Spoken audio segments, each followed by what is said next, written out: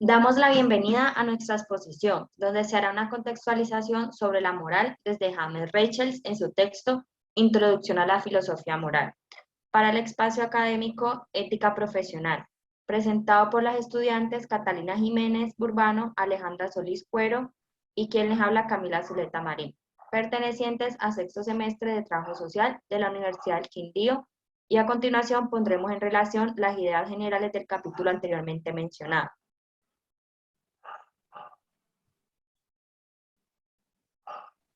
La filosofía moral es el intento de alcanzar un entendimiento sistemático de la naturaleza de la moral y de lo que exige de nosotros. Sócrates. Para darle una explicación a las ideas generales del texto, debemos tener en cuenta que hay muchas teorías rivales, cada una con una concepción distinta de lo que significa vivir moralmente, y cualquier definición que vaya más allá de la simple formulación de Sócrates está destinada a ofender a una u a otra. Seguidamente se retoma el concepto de concepción mínima, que es un núcleo que toda teoría moral debería aceptar, por lo menos como un punto de partida, y veremos más adelante las características de la concepción mínima, que surgirán de las consideraciones de los ejemplos expuestos por el autor. Si se quiere descubrir la verdad, debemos tratar de que los sentimientos se guíen lo más posible por los argumentos que puedan darse en favor de las opiniones encontradas. Y claro, que no cualquier razón que pueda darse es una buena razón. Otro punto son los prejuicios humanos, que son un problema, ya que a menudo vamos a querer crear alguna versión de los hechos porque apoya nuestros prejuicios, y también resaltar que el pensamiento moral responsable empieza cuando tratamos de ver las cosas como son. También tenemos la razón y la imparcialidad, que se muestran en dos puntos importantes. El primero, los juicios morales que deban apoyarse en buenas razones. Y el segundo, que la moral requiere la consideración imparcial de los intereses de cada quien. Bueno, como otras ideas generales, también tenemos los argumentos morales, que consisten en aplicar principios a hechos en casos particulares, de tal modo de que las preguntas obvias son si los principios son buenos y si están aplicados de manera inteligente. Importante destacar que no hay un método fácil para construir buenos argumentos. La idea básica es que los intereses de todos son igualmente importantes. Desde un punto de vista moral, no hay personas privilegiadas. También tenemos el requisito de imparcialidad, que no es más que una prohibición contra la arbitrariedad al tratar la gente. Es una regla que nos prohíbe tratar a una persona de modo diferente de otra cuando no hay una buena razón para hacerlo. También tenemos la concepción mínima de la moral, que es como un mínimo esfuerzo de guiar nuestra conducta por razones, al tiempo que damos igual peso a los intereses de cada persona que será afectada por lo que hagamos. Y por último, también tenemos el agente moral responsable, que es alguien que se preocupa imparcialmente por los intereses de cada uno de quienes se verán afectados por lo que hace. Alguien que está dispuesto a escuchar la razón, alguien que distingue cuidadosamente los hechos y examina sus implicaciones, alguien que acepta principios de conducta solo después de analizarlos con cuidado para estar seguro de que son firmes, incluso cuando esto significa que tendrá que revisar sus convicciones previas. Y finalmente, alguien que está dispuesto a actuar siguiendo los resultados de su deliberación. A partir de los tres ejemplos expuestos en el texto, se abren discusiones sobre la moral y los argumentos posibles. Como primer ejemplo tenemos a Teresa Ann Campo Pearson. Fue una niña nacida anencefálica con muerte cerebral, lo que significa que el cerebro deja de funcionar, ya que no hay esperanzas de tener una vida consciente. Ella fue conocida públicamente como la bebé Teresa. La historia se hizo notable por la insólita petición que hicieron sus padres. Voluntariamente ofrecieron los órganos de Teresa para trasplante. Cuando Teresa murió 9 días después, ya era demasiado tarde para los otros niños. No se pudo trasplantar sus órganos porque ya se habían deteriorado. Después de esto se entra una discusión teniendo en cuenta la moral, que si se puede beneficiar a alguien sin dañar, se puede beneficiar a alguien sin dañar a nadie más, se debe hacer. Y también usar la gente. Típicamente significa vulnerar su autonomía. La autonomía de una persona puede ser vulnerada por manipulación, trampa o engaño, como por ejemplo, te estoy manipulando con el fin de obtener algo para mí. La autonomía también se vulnera cuando se obliga a alguien a hacer cosas contra su propia voluntad. Cuando la gente no es capaz de tomar decisiones y otros deben tomarlas por ella, hay dos lineamientos razonables que pueden adoptarse. El primero, que podríamos preguntar con respecto a sus intereses, y el segundo lineamiento apelaría a las preferencias de las personas mismas. Para dar paso al siguiente ejemplo, el autor plantea que un argumento es válido si sus premisas son ciertas y que la conclusión sigue lógicamente de él. Bueno, también tenemos el ejemplo de Judy y Mary, que son gemelas siameses y están en la parte inferior del abdomen. Sus columnas vertebrales estaban unidas y tenían un solo corazón y un par de pulmones para las dos. Judy, la más fuerte, era la que era su hermana Mary. Ellas estaban unidas íntimamente y de hecho Mary carecía de pulmones, tenía un corazón no funcionante y vivía completamente a expensas del circulatorio que compartía con Judy. A quienes les tocó tomar una decisión, ya que Mary iba a morir, y no porque se matara intencionalmente, sino porque su cuerpo no podría mantener su vida. En otras palabras, la operación no sería la causa de su muerte, sino su propia debilidad. En estas raras circunstancias podría justificarse matar a un inocente siendo A. El ser humano inocente no tiene futuro porque va a morir pronto, pase lo que pase. B. El ser humano no tiene deseos de seguir viviendo. O C, matar a un ser inocente salvaría las vidas de otros, que puedan entonces llevar vidas completas y...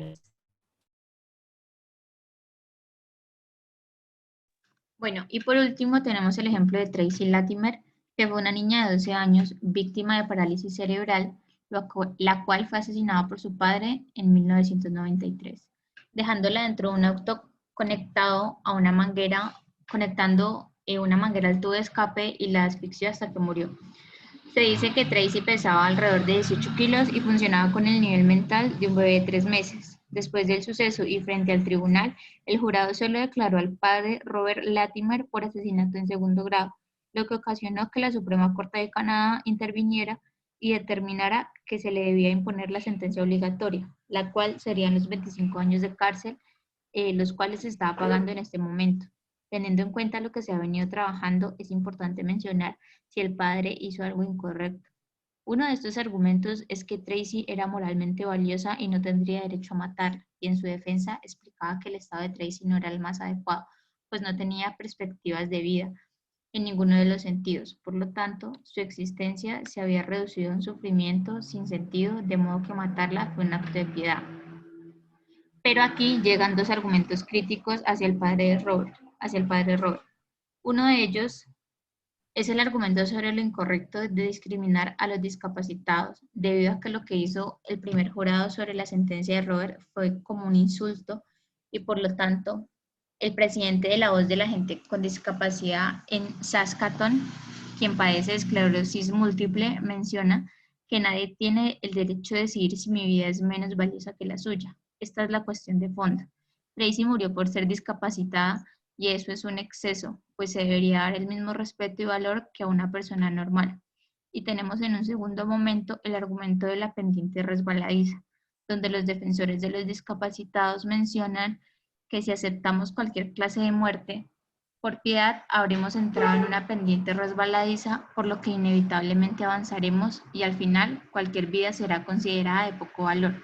No obstante, vale la pena hacer notar que es fácil abusar de esta clase de argumentos. Si alguien se opone a algo, pero no tiene buenos argumentos en contra, siempre podrá inventar una predicción acerca de aquello a lo que podría conducir. Y por muy inverosímiles que sean sus predicciones, nadie podrá probar que se ha equivocado.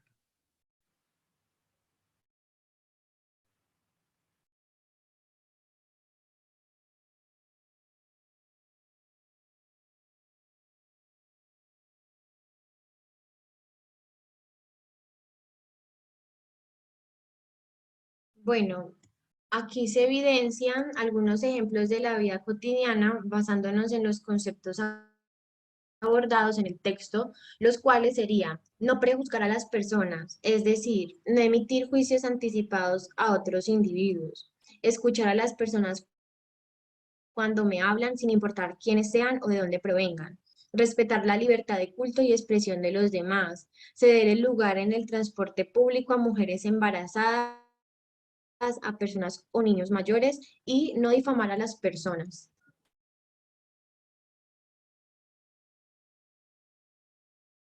Bueno, y como análisis del texto desde el trabajador social, tenemos que nuestro rol desde el trabajo social y como trabajadoras sociales se verá marcado por las decisiones éticas y morales que tomemos, la forma en que actuaremos y en las diferentes situaciones que enfrentemos.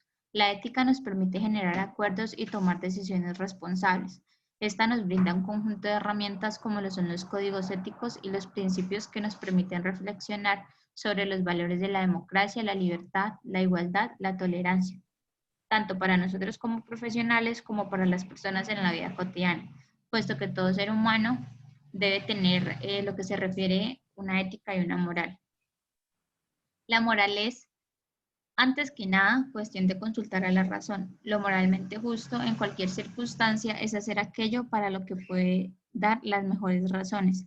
La moral que se nos enseña y la cual regula nuestra conducta y junto con ella las obligaciones morales que nos impone la sociedad, es importante resaltar que nosotros solo debemos darle las herramientas necesarias para salir de esas situaciones. Por ejemplo, y como se mencionaba en el texto, si alguien dice que algo es moralmente incorrecto, si necesita dar razones y si sus razones son sólidas, otros deben reconocer su fuerza. Por la misma lógica, si no tiene una buena razón para decir lo que dice, esto está haciendo ruido y no debemos prestarle atención.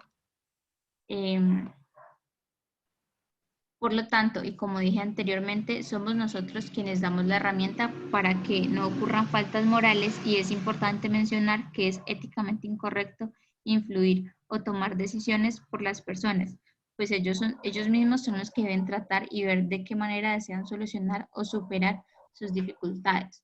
Nuestra profesión está vinculada a nuestros valores, principios y el contexto sociocultural en el cual habitamos y nos servirá de pauta para actuar frente a determinadas situaciones complejas. La moral es antes que nada cuestión de consultar a la razón. James Rachel.